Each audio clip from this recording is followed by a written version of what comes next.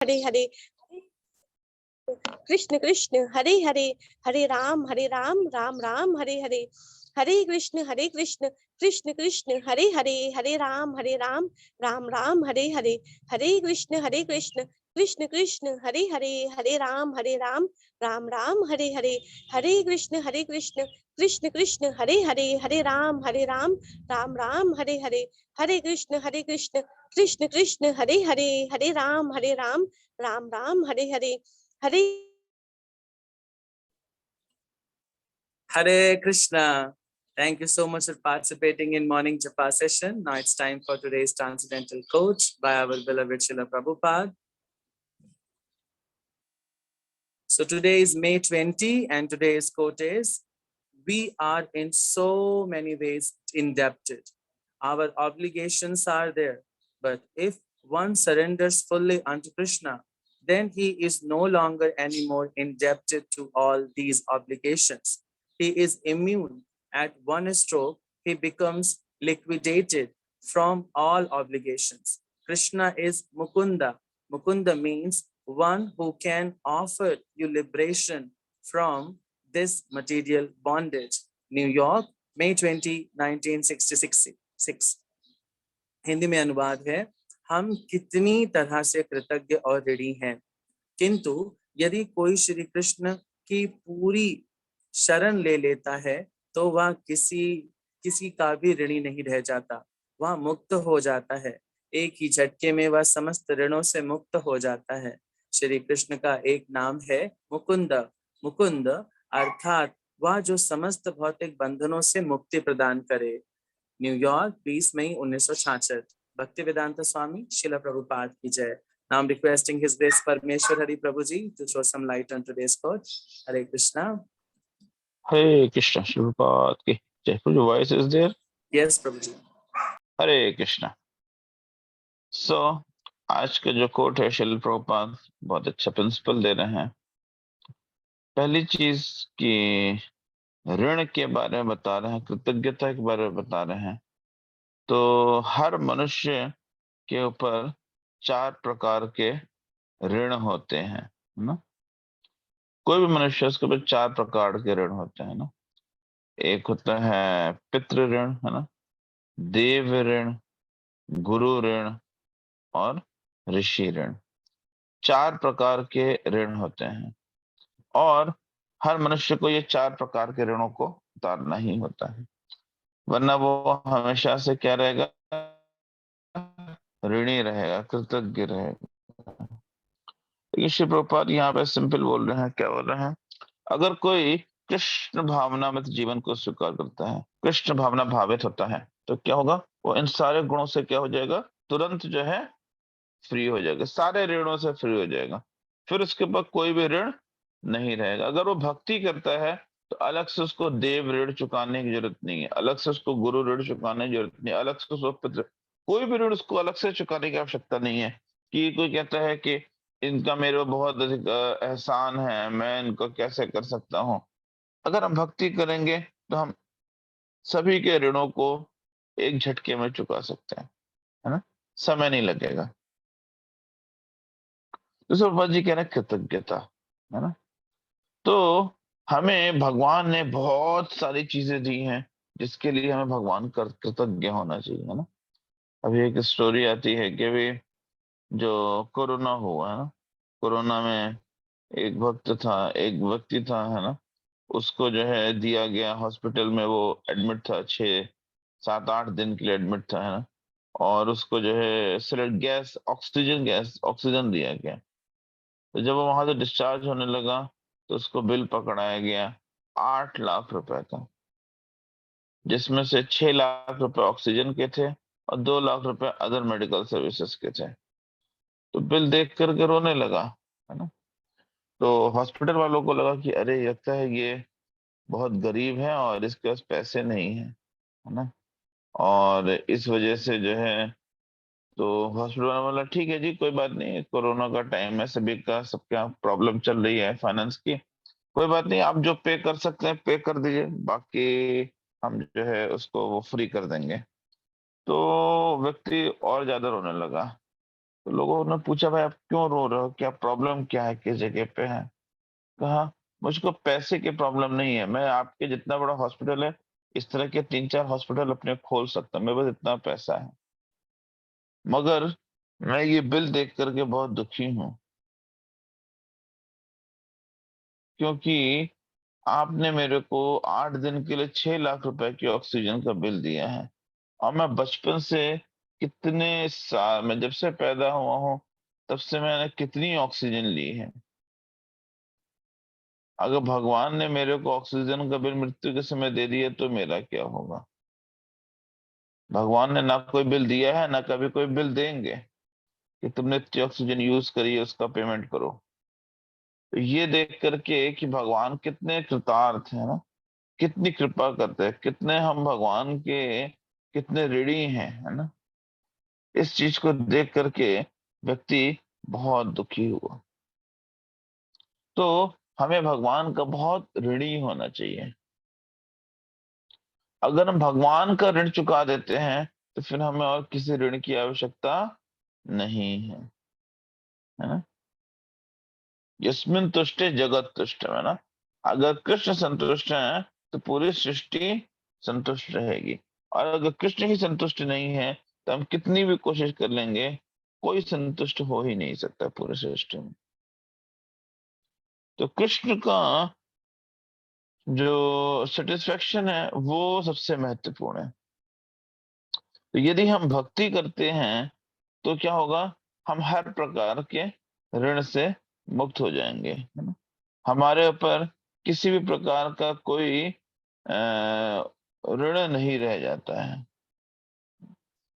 भक्ति के द्वारा हम पितृ, जैसे कोई कह सकता है कि माता पिता ने मेरे को जन्म दिया है ना, तो उनकी सेवा करना आवश्यक है। जो कोई कहेगा कि मैं ब्रह्मचारी बन जाऊंगा तो मैं मातृ ऋण पितृ ऋण से नहीं मुक्त हो पाऊंगा। लेकिन यदि कोई ब्रह्मचारी बन जाता है तो मातृ ऋण और पितृ ऋण से तुरंत मुक्त हो जाता है। क्यों मुक्त हो जाता है? क्योंकि जो पुत्र का कर्तव्य है माता पिता को इनका जो है भगवत धाम लेकर के जाना, है ना। पुत्र यदि माता पिता को भगवत धाम लेके नहीं जाता वो पुत्र पुत्र ही नहीं है। अगर पुत्र माता पिता को भगवत धाम बैक टू होम गॉडेड नहीं लेके जा सकता है, यदि पुत्र जो है माता पिता को भक्ति में नहीं लगा सकता है, तो फिर वह पुत्र किसी काम का नहीं, वो नालायक है ना? तो यदि कोई ब्रह्मचारी बनता है तो वो क्या करेगा, अपने माता पिता को भगवत धाम लेकर के जाएगा। क्यों? क्योंकि वो उनको भक्त बना देगा, है ना। तो भक्ति में जो है यदि हम आते हैं तो क्या होगा, हमारे ऊपर किसी भी प्रकार का किसी का कोई ऋण नहीं रह जाता। We are free from all kind of debts, है ना। और इवन दो भागवतम में भी बताया गया है कि यदि कोई किसी भी प्रकार के ऋण से अगर मुक्त हुए बिना, मृत्यु के समय उसको सारे ऋण उतारने अगर कोई भक्ति में नहीं लगता है तो मृत्यु के समय उसको सारे ऋण उतारने ही पड़ेंगे। और सारे ऋण अगर उतारे बिना यदि किसी की मृत्यु होती है तो उसके लिए बहुत खतरनाक जो है दिया गया है नर्क लोक, है ना। तो यहाँ पे जो है वो जाता है तो उसको जो है बहुत ज्यादा टॉर्चर किया जाता है। जितना उसने ऋण लिया होता है हर एक ऋण को जो है बहुत गंदे गंदे टॉर्चर से उसको करके और तलवारों से उसको काटा जाता है, और उसको जो है आग में उबाला जाता है, पकाया जाता है। तो इस प्रकार से अलग अलग बहुत खतरनाक खतरनाक टॉर्चरों से उस व्यक्ति को निकाला जाता है ना। तो जो ये ऋण है, ये ऋण तो हमें चुकाना ही पड़ेगा। लेकिन जब हम भक्ति करते हैं तो क्या होगा, हमारे सारे के सारे ऋण ऑटोमेटिकली मुक्त हो जाएंगे। वी आर डेब्ट फ्री, है ना। तो भक्ति ही एक ऐसा, इसलिए भगवान क्या बोल रहे हैं, सर्वधर्म परित्यज्य मामेकं शरणं अहं त्वां सर्व पापेभ्यो। ऋण क्या है? ये हमारे पाप है जिसके कारण हमको ये शरीर मिला है और हमको चुकाने ही चुकाने हैं, है ना। भगवान क्या बोल रहे हैं, सर्व पापेभ्यो मोक्षयिष्यामि मा शुचः। तो शुद्ध भक्ति के द्वारा क्या कर सकते हैं हम सभी ऋणों से मुक्त हो सकते हैं, सभी पापों से मुक्त हो सकते हैं, है ना। पाप कर्म है इसलिए ऋण है हमारे ऊपर। हाँ, तो श्रील प्रभुपाद आज के कोट में ये बताने का प्रयास कर रहे हैं। Thank you very much. Srila Prabhupada की जय। Thank you so much Prabhu ji. Now it's time for today's shloka, और आज का श्लोका रिसाइट करेंगे सरोज वर्मा माता जी। माता जी अनम्यूट करिए। सरोज माता जी। हरे कृष्णा। सरोज माता जी।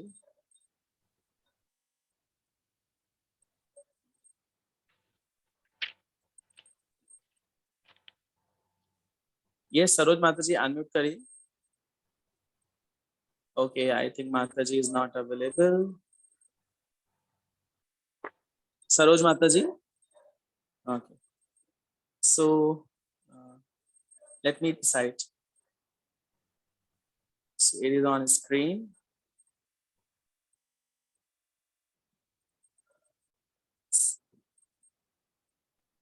तेषाम् एव अनुकम्पार्थम् अहं ज्ञानं जं तमः नाशयामि आत्मभावस्था ज्ञानदीपेन भावस्वता।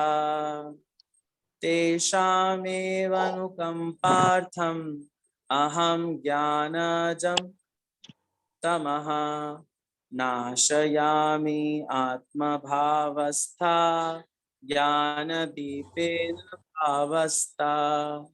तेषामेव अनुकम्पार्थम् अहं अज्ञानं जमतपः नाशयामि आत्मभावस्था ज्ञानदीपेन भावस्ता। अनुवाद। मैं उन पर विशेष कृपा करने हेतु उनके हृदय में वास करते हुए ज्ञान के प्रकाशमान दीप के द्वारा अज्ञान जन्य अंधकार को दूर करता हूँ।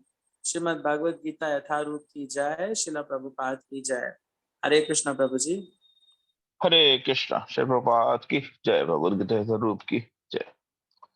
तो जैसा कि कल मैंने बताया था, ये चतुर श्लोक की भगवद गीता चल रही है और ये चतुर श्लोक की भगवद गीता का चौथा श्लोक है।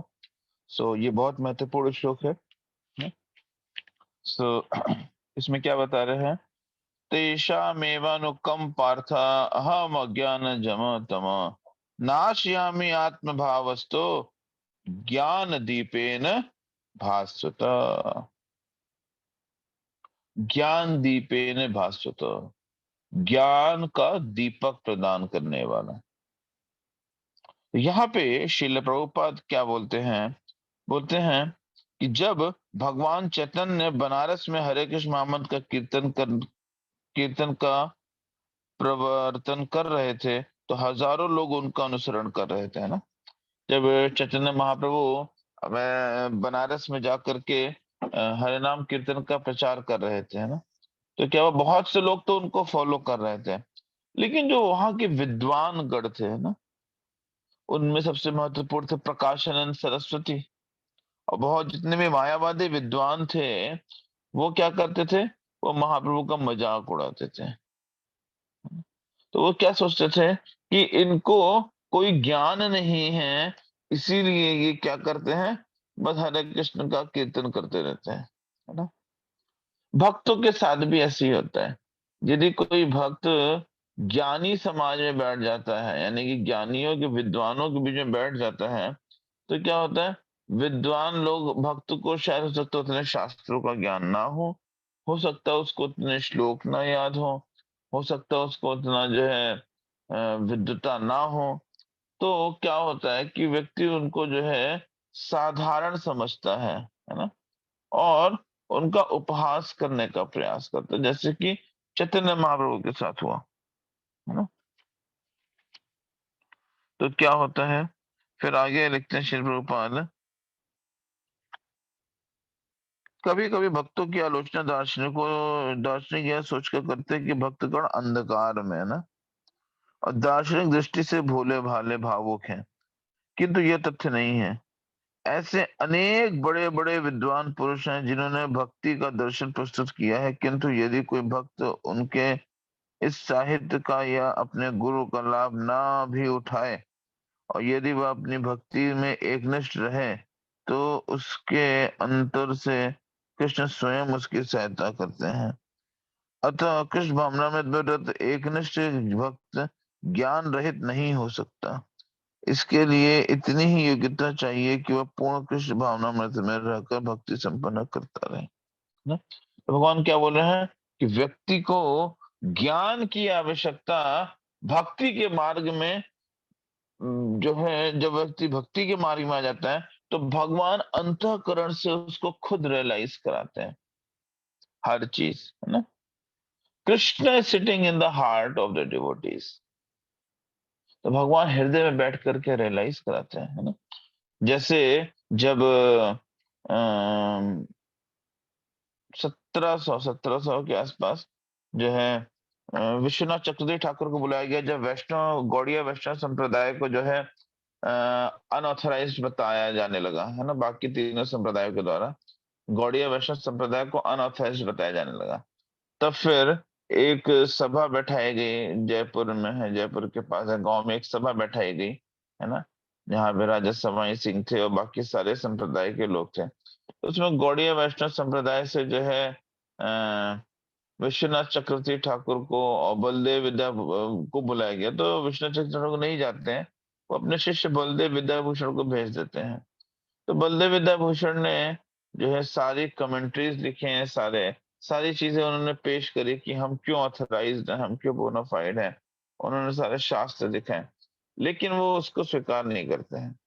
वो कहते हैं कोई भी संप्रदाय तभी बोनाफाइड माना जाएगा जब उस संप्रदाय के पास अपनी श्रीमद् भागवतम पे कमेंट्री होगी। जब तक श्रीमद् भागवतम पे उस परंपरा के पास अपनी कमेंट्री नहीं है, तब तक जो वो ऑथराइज स्वीकार नहीं होगा। तो अब बलदेव विद्याभूषण ने अपने गुरु से चर्चा किया कि क्या करना चाहिए मुझको। तो उन्होंने कहा कि देखो भगवान तुमको जो बुद्धि दे। उन्होंने कहा ठीक है, मैं जो है भागवतम पे जो है कमेंट्री लिखूंगा। उन्होंने भगवान से प्रार्थना करें, Krishna is directly speaking in his heart. अब वो कहते हैं ठीक है, मैं लिख के लाता हूं। एंड विद इन 1 मंथ, जिस कमेंट्री को लिखने में बाकी संप्रदाय के आचार्यों को 2 साल, 5 साल, 10 साल लगे, within 30 days Baladeva Vidyabhushana ने श्रीमद् भागवतम पे कमेंट्री लिखी, just sitting in front of Radha Govind Dev in Jaipur. And he writes a commentary on Srimad Bhagavatam, और उस कमेंट्री का नाम हुआ गोविंद भाष्य। क्योंकि बलदेव विद्याभूषण ने कहा कि गोविंद देव जी ने खुद मेरे को आकर के ये भाष्य बोला, इसलिए उसका नाम ही रखा गया गोविंद भाष्य। और उस कमेंट्री को भी सारे आचार्यों ने और सभी संप्रदायों ने स्वीकार किया और ब्रह्म गौड़ीय मध्य वैष्णव संप्रदाय को एक बोनाफाइड अथॉरिटी संप्रदाय डिक्लेयर किया। तो बिकॉज जो शुद्ध भक्त है, Krishna is sitting in his heart, Krishna उनके हृदय में होते हैं। क्योंकि कृष्ण उनके हृदय में होते हैं, इसीलिए वो क्या करते हैं, वो कृष्ण जो है उनको सभी प्रकार का नीडफुल ज्ञान प्रदान करते हैं। जिसको जिस ज्ञान की आवश्यकता है उसको प्रदान करेंगे, है ना। Krishna is always in our heart. आगे लिखते हैं श्रील प्रभुपाद, आधुनिक दार्शनिकों का विचार है कि बिना विवेक के शुद्ध ज्ञान प्राप्त नहीं किया जा सकता, है ना। और उनके लिए भगवान का उत्तर है, जो लोग शुद्ध भक्ति में रत हैं, भले ही वे पर्याप्त शिक्षित ना हो तथा वैदिक नियमों में पूर्णतः अवगत ना हो, किंतु भगवान उनकी सहायता करते हैं, जैसा कि इस श्लोक में बताया गया है। तो भक्त को बहुत ज्यादा हाईली क्वालिफाइड होने की आवश्यकता नहीं है भक्ति में, है ना, कि मैं इतने शास्त्र पढ़ लूंगा, मैं इतना ज्ञानी हो जाऊंगा, मैं ये कर लूंगा, मैं वो कर लूंगा, फिर मैं जो है बहुत बड़ा प्रचारक बन जाऊंगा, सबको मेरा ज्ञान पता रहेगा। नहीं, भक्ति, यदि हम कृष्ण भावना भावित सेवा में लगे हुए हैं तो फिर क्या होगा, हम अपने आप भक्ति हमें हृदय से जागृत हो गए। किंतु involvement in the service of Krishna, भक्त कृष्ण भावना में पूर्ण रूप से लगे रहना, पूर्ण रूप से लगे रहना, ये आवश्यक है, तो कृष्ण हमारे अंदर भावरत होते हैं। अदरवाइज अगर हम 50-50 में, तो कृष्ण 50% ही हमारे अंदर इन्वॉल्व होंगे, है ना? तो कृष्ण हमें कभी तभी रियलाइज होते हैं जब हम पूर्ण रूप से भगवान की सेवा में लगे रहते हैं। भगवान अर्जुन को बताते हैं कि मात्र चिंतन से परम सत्य भगवान को समझ पाना असंभव है ना? तो क्या बता रहे हैं कि ज्ञान से, इसलिए जो ज्ञानी होता है ना उसके अंदर प्रेम नहीं होता है। जो बहुत बड़ा ज्ञानी होगा उसके अंदर प्रेम भाव की कमी रहेगी। भगवान इतने महान है कि कोई मानसिक प्रयास से उन्हें ना ही जाना जा सकता, ना ही प्राप्त किया जा सकता। भले ही कोई लाखों वर्षों तक चिंतन करता रहे, शास्त्रों का अध्ययन करता रहे, पुस्तकों को पढ़ता रहे, किंतु वह क्या कर सकता है, वह भगवान को नहीं जान सकता, वह भक्ति नहीं कर सकता। यदि वह परम सत्य का प्रेमी नहीं है तो उसे कभी भी कृष्ण का परम सत्य समझ में नहीं आएगा। परम सत्य कृष्ण केवल भक्ति में से प्रसन्न होते हैं और अपनी अचिंत्य शक्ति से वे शुद्ध भक्त के हृदय में स्वयं प्रकट हो जाते हैं। शुद्ध भक्त के हृदय में तो कृष्ण निरंतर रहते हैं और कृष्ण की उपस्थिति सूर्य के समान है जिसके द्वारा अज्ञान का अंधकार तुरंत दूर हो जाता है। शुद्ध भक्त पर भगवान की यही विशेष कृपा है। तो जो शुद्ध भक्त होता है उसको बहुत ज्यादा किसी ज्ञान की आवश्यकता नहीं होती है, क्योंकि Krishna is sitting in his heart and Krishna is all knower, है ना? कृष्ण सब कुछ जानते हैं। कृष्ण को किसी ज्ञान की आवश्यकता नहीं। क्यों? क्योंकि सारा ज्ञान की उत्पत्ति कहाँ से होती है? कृष्ण से होती है ना? तो हमें करोड़ रुपए लेने की जरूरत नहीं है, हमें सीधे करोड़पति बाप का बेटा बन जाते हैं, तो फिर हमें हजार लाख रुपए कहीं अरेंज करने की आवश्यकता ही नहीं है। तो जब हम कृष्ण को हृदय में बसा लेते हैं तो फिर हमें भौतिक ज्ञान में बहुत ज्यादा पारंगत होने की आवश्यकता नहीं होती है। कई बार भक्त लोग कहते हैं कि हम इस्कॉन में आएंगे, लेकिन हम तो अनपढ़ हैं, हम तो शास्त्रों का अध्ययन कर नहीं सकते हैं, तो फिर हमारा इस्कॉन में कोई जगह नहीं है। नहीं, इस्कॉन सबके लिए है। अनपढ़ हो, अंगूठा छाप हो, पढ़ा लिखा हो, इंजीनियर हो, आईआईटी हो, डॉक्टर हो, हर किसी के लिए इस्कॉन के रास्ते खुले हैं। प्रभुपाद ने हर किसी को बोला कि आओ, लगो, भगवान की सेवा में लगो। अपने आप कृष्ण ज्ञान प्रदान करते हैं। जिसके लिए जो सेवा भगवान ने अलॉट कर रखी है उसके स्तर के अनुसार उसको ज्ञान प्रदान करते हैं, है ना? करोड़ों जन्मों से के भौतिक संसर्ग के कलमश के कारण मनुष्य का हृदय भौतिकता के मल धूलि से आच्छादित हो जाता है, किंतु जब मनुष्य भक्ति में लगता है और निरंतर हरे कृष्ण का जप करता है तो वह मल तुरंत दूर हो जाता है और उसे शुद्ध ज्ञान प्राप्त होता है ना। क्योंकि व्यक्ति करोड़ों जन्मों से भौतिक चीजों में संसर्ग में लगा हुआ है, तो जब वह हरिनाम का जप करता है, हरे कृष्ण महामंत्र का जप करता है, तो उसके जो भौतिक कल्मश हैं वह दूर हो जाते हैं। परम लक्ष्य विष्णु को इसी जप तथा भक्ति से प्राप्त किया जा सकता है और अन्य किसी प्रकार के मनोधर्म का तर्क द्वारा नहीं। शुद्ध भक्त जीवन की भौतिक आवश्यकताओं के लिए चिंता नहीं करता, ना ही उसे ऐसी कोई और चिंता करने की आवश्यकता है, क्योंकि भगवान स्वतः सब कुछ प्रदान करते हैं। यदि भगवत गीता का उद्देश्य सार है, भगवत गीता के अध्ययन से मनुष्य भगवान के शरणागत होकर शुद्ध भक्ति में लग जाता है। जैसे ही भगवान अपने ऊपर भार ले लेते हैं, मनुष्य सारे भौतिक प्रयासों से मुक्त हो जाता है। क्यों? क्योंकि कल भी बताया था कि जो भक्त होता है, भक्त का रिमोट कंट्रोल किसके पास होता है? भगवान के पास होता है। भौतिक व्यक्ति का रिमोट कंट्रोल माया देवी के पास होता है। भक्त का रिमोट कंट्रोल भगवान के पास होता है। तो जो भक्त होता है वो भगवान को पूर्ण रूप से शरणागत होता है और वो अपने जीवन का हर क्षण भगवान की सेवा में लगाता है। इसीलिए वह क्या होता है, वह शुद्ध भक्त होता है और वह अपने ऊपर जो भी उसके ऊपर रिस्पॉन्सिबिलिटीज होते हैं, जो भी उसके ऊपर होता है, हर चीज का अरेंजमेंट कौन करते हैं, भगवान करते हैं। Krishna is the arranger of everything, लेकिन शरणागति सबसे महत्वपूर्ण है। जिस स्तर तक हम शरणागत होंगे उस स्तर तक भगवान हमारा कंट्रोल लिए रहेंगे, है ना। तो पूर्ण शरणागति, पूर्ण कंट्रोल। अब भगवान के कंट्रोल में रहने पे क्या है, सिर्फ आनंद ही आनंद है ना। कष्ट किसी भी प्रकार का नहीं, सिर्फ आनंद ही आनंद है। Okay, thank you very much. शिला प्रभुपाद की जय। भगवद गीता यथारूप की जय। कल नेक्स्ट श्लोक होगा 12 और 13। Okay. ये So भी कल बहुत का इंपॉर्टेंट श्लोक। इस पूरे चैप्टर में हर श्लोक, इस पूरे चैप्टर का हर एक श्लोक जो है ना बहुत ज्यादा इंपॉर्टेंट है। पूरा चैप्टर बहुत इंपॉर्टेंट है। तो परम परम प्रमधाम पवित्रम परमम ममाम है, पुरुषम शाश्वतम दिव्यम ये देवम देवम अजय विभु है। ये बहुत इंपॉर्टेंट श्लोक चल रहे हैं। तो इन श्लोकाओं को बहुत ध्यान से सुनिए, बहुत ध्यान से पढ़िएगा। बहुत महत्वपूर्ण है ये चैप्टर। ठीक है। हरे कृष्णा। श्री प्रभुपाद की जय। So कल का श्लोक का रिसाइट करने के लिए मैं नेम सेलेक्ट कर रहा हूँ। हैंड रेज भी हुए।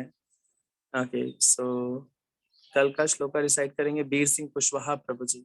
हरे कृष्णा बीर सिंह कुशवाहा प्रभु जी, अनम्यूट करिए। बीर सिंह कुशवाहा प्रभु जी, हरे कृष्णा।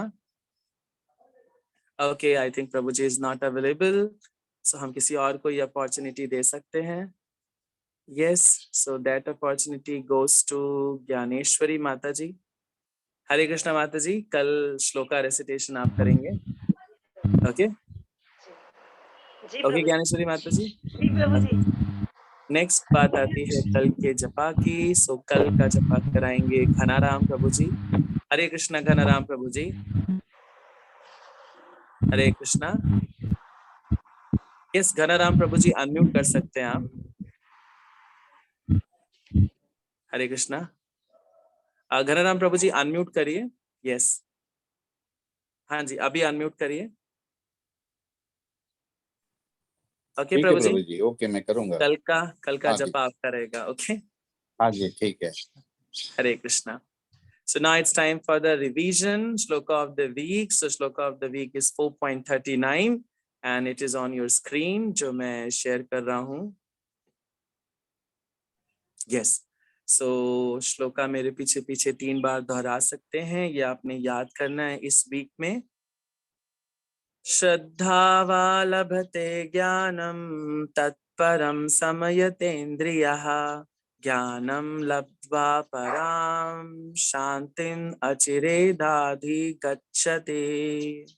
श्रद्धावा लभते ज्ञानं तत्परं समयतेन्द्रिया ज्ञानं लब्ध्वा परां शान्तिम् अचिरेदाधिगच्छति।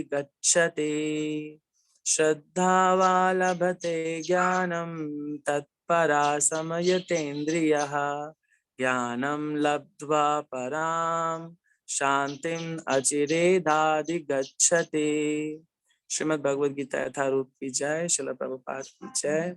So thank you so much all the respected devotees for participating in morning japa session. Srila Prabhupada ki jai. Anand Koti Vaishnava Bhaktivinoda ki jai. Hare